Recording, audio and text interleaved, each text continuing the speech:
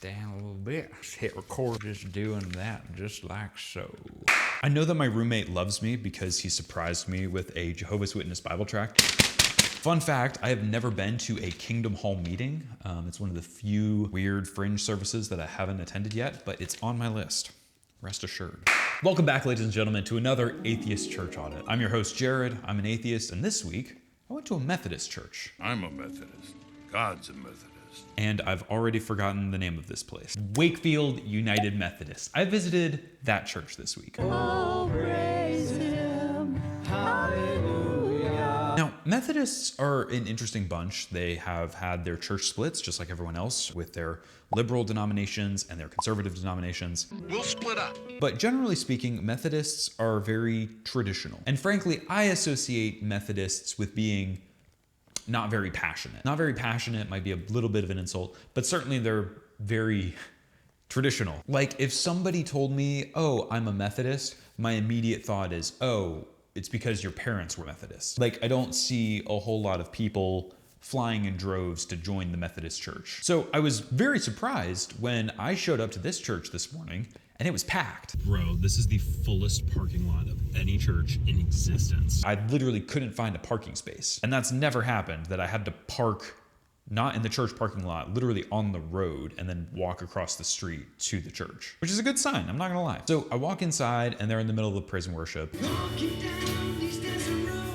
So let me jump to the chase. This is the type of church that I normally rip on. I wanted to make fun of you. Let me back up and I'll explain. This is what I would consider to be quintessential suburban Christianity, or even worse, country club Christianity. The nerve of this guy. I walk in there and everyone looks like they're about to go to a literal golf course. It was very nice, it was very quaint, but this wasn't a fundamentalist service. The people on the pews weren't clutching the back of their chairs, fretting about the eternal afterlife. This was just very nice and encouraging. And normally when I'm in a service like that, I want to trash it. I always really like people who put their money where their mouth is, whether that is fundamentalist Muslims, fundamentalist Hasidic Jews, fundamentalist Christians, whatever your stripe or color. I have so much respect and admiration for people who take their philosophy to its most logical conclusion. I'm not always fond of what they do. I don't like the way that they treat this group or that group or some of the politics they have. But I think deep down, I have a respect for just the idea of sticking to your guns and being true to your principles, especially if you're able to walk the line of being very stern with yourself and your own morality while being gentle to the people around you. And if at the core of your gospel is love. I love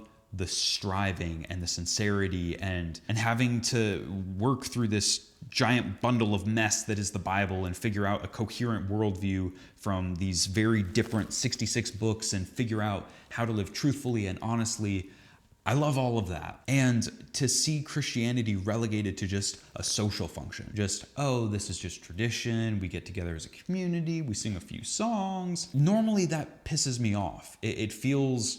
Frankly, it feels like cultural appropriation. It feels like, hey, this was something that I dedicated my life to, and it's being watered down and belittled into a weekly song and dance that's good for kids, good for adults, who gives a shit? And so when I walk into congregations where it feels like, the gospel's really just, we don't take it super seriously. It's mostly just a tool for us to be kind to one another. I normally roll my eyes. I'm like, yeah, but why? Like, why do you feel the need to plagiarize a religion just to do that? Now, again, that's way too harsh for this particular congregation. I'm just being honest with my thought process when I'm evaluating other Christians. And before I crap on Methodists too hard, my grandmother, who I love dearly, is a Methodist. My mentor to this day was a Methodist pastor. So I'm not trying to belittle the faith of all of these people. I'm making a very hot take right now, and take it with a grain of salt, because I don't know how to filter myself. That's a Just good thing. say whatever comes into your mind. Yeah. You don't really modulate your inner feelings at all. I'll Yeah, tell you. it's a good thing. And I think this is genuinely like the first time where I walked into a service and it felt very much like, yeah, this is a social function. We're, doing life together. I hate that fucking phrase. But genuinely, it's like, yeah, we're all coming together. You know, the pastor, she got up on stage and talked about the things that scouts were doing this week. And, you know, they're having a blood drive later next week. And this was the first time that I've been to a church that seemed to have more of a social function version of Christianity. And it just seemed good. Like, I love how austere fundamentalist Christianity is. But, you know, I gotta hand it to these people. I don't think many of these kids are gonna grow up with religious trauma. If I put aside my raging Stockholm syndrome for a moment,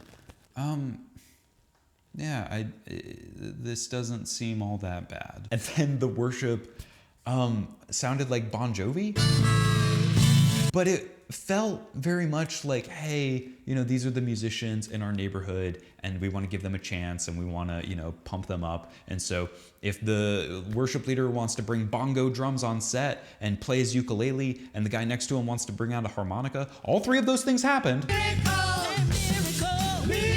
Then what's the harm? And so I'm really hard on myself and I tend to expect other people to be as well. And so I'm normally very critical when people are kind of laissez-faire.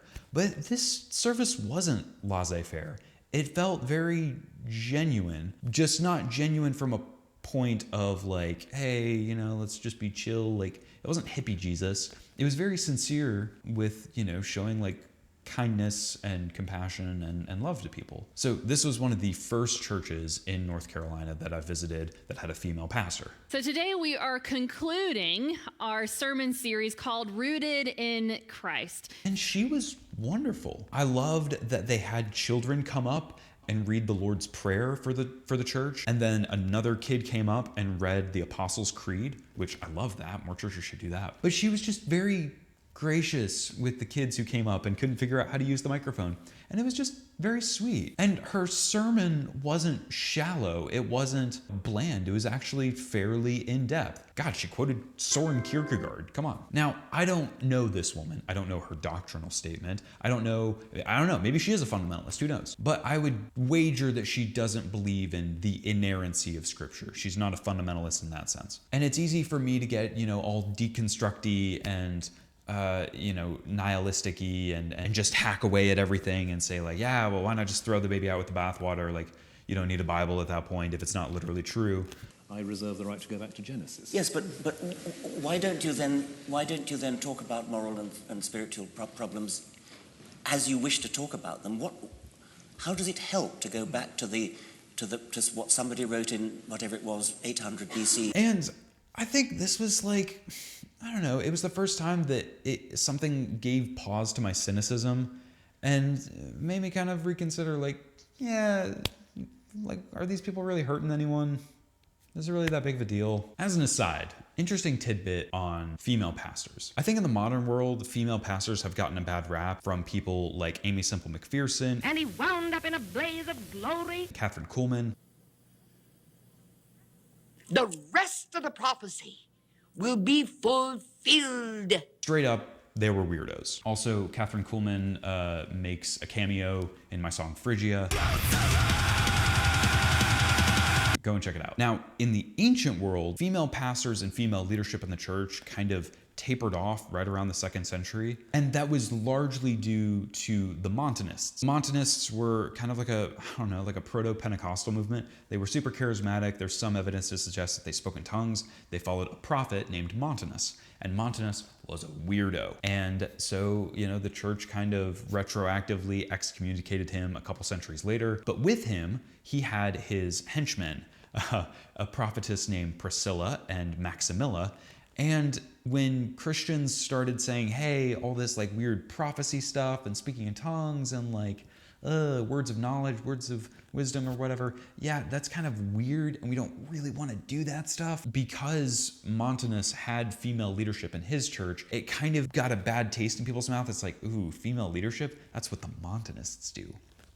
So we're not going to do that anymore. Also, my song Phrygia is about Montanus. Maybe God was speaking through you, but your tone was out of bed. So go and listen to it. As far as female pastors go, I mean, I haven't listened to a lot of them, but this woman rocked it. Yeah, I don't think I would hesitate to have this woman as my pastor. She seemed like a genuinely good leader. Something that I just wish I had data on was like the actual outcomes of these congregants. And this is, ironically, it's only knowledge that God knows. But I want to know, like, how many people in this church versus that church are going to cheat on their wives? How many people in this church versus that church are going to cheat on their taxes? Like, that would be really, really useful data to me. And I'm just curious, like, which congregation is more likely to bring about healthy, functioning members of society who aren't awful? I'm sure there is research out there. If you know any of it, list it in the comments for me and I'll take a look. But yeah, this genuinely just felt like, hey, maybe all this is true, maybe it's not, but we're coming together and we're hoping and believing that it is. And in the meantime, let's be really kind to each other and let's be honest and good and truthful and all that jazz. So Wakefield, congratulations. You're the only progressive, I don't even know if I can call them progressive church, but the only liberal church that I've ever been to that has given me pause to my cynicism regarding progressive liberal Christianity. Well done. I'm gonna give this church 4 out of 5 Archbishops of Canterbury, which is ironic because the Methodist Church has no affiliation to the Archbishop of Canterbury. My name is Jared. I'm an atheist. Go to church. All right, get out of here. Beep, beep, beep, beep, beep, beep, beep, beep.